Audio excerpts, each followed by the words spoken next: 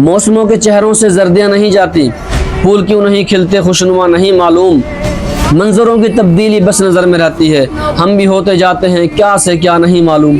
कि तुमने हुमैरा असगर का वाक़या नहीं सुना कि तुम्हारी आंखों के सामने से हुमैरा असगर की मौत नहीं गुजरी। अभी कल ही की बात है कि आसमान के दरवाजे खुले और पानी हमारे ऊपर बरसाया गया और कितनी बस्तियों को अल्लाह ने तहस नहस कर दिया।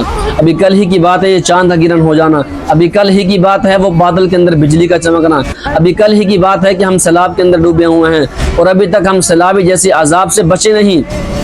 तो बेशर्मो ये अल्लाह के आगे झुकने का वक्त है, अल्लाह के आगे रोने का वक्त है, ये सजदों में गिर जाने का वक्त है और तुम किस रुख पर चल पड़े हो। तुम इतना बड़ा अजाब अपनी आंखों से देखते हुए भी फिर डेटिंग शो मुनक़िद करने जा रहे हो। तुम्हारे अंदर क्या अल्लाह का खौफ नहीं है? और मेरे भाइयों मेरी बहनों, अल्लाह से डर जाओ।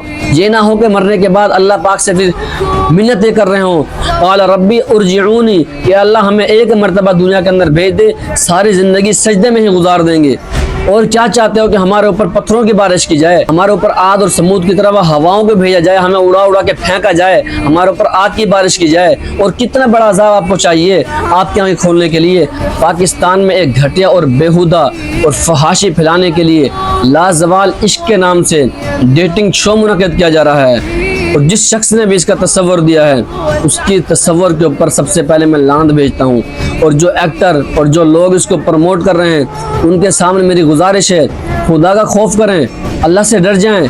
किस काम में आप लगे हुए हैं मेरे भाई? अल्लाह रब्बुल इज़्ज़त ने हमें गैर महरम की सोबत में बैठने से मना किया है, गैर महरम के पास जाने से मना किया है, अपनी नज़रें नीचे झुकाने का हुक्म दिया है। और उस डेटिंग शो के अंदर हमारी आवाम को, हमारी नस्ल को क्या सबक दिया जा रहा है कि आप लोग गैर महरम के साथ रह सकते हैं, आप लोग गैर महरम के साथ डेट कर सकते हैं, आप लोग गैर महरम के साथ सो सकते हैं। कि दूसरी तरफ अल्लाह रब्बुल इज़्ज़त कुरान में क्या फरमा रहे हैं? ला तक़रबुज़ ज़िना, ज़िना के करीब भी मत जाना। ज़िना करना तो दूर की बात, ज़िना के करीब भी मत भटकना। और यहाँ तो अलल ऐलान खुल्लम खुल्ला लोगों को दावत दी जा रही है, एक शो मुनक़िद किया जा रहा है कि भाई आओ ज़िना की तरफ आ जाओ, हम लोग ज़िना की तरफ आ जाएं। मगरबी कल्चर को अपनाया जा रहा है, जबकि मेरे महबूब सल्लल्लाहु अलैहि वसल्लम ने मिशकात शरीफ में क्या फरमाया है?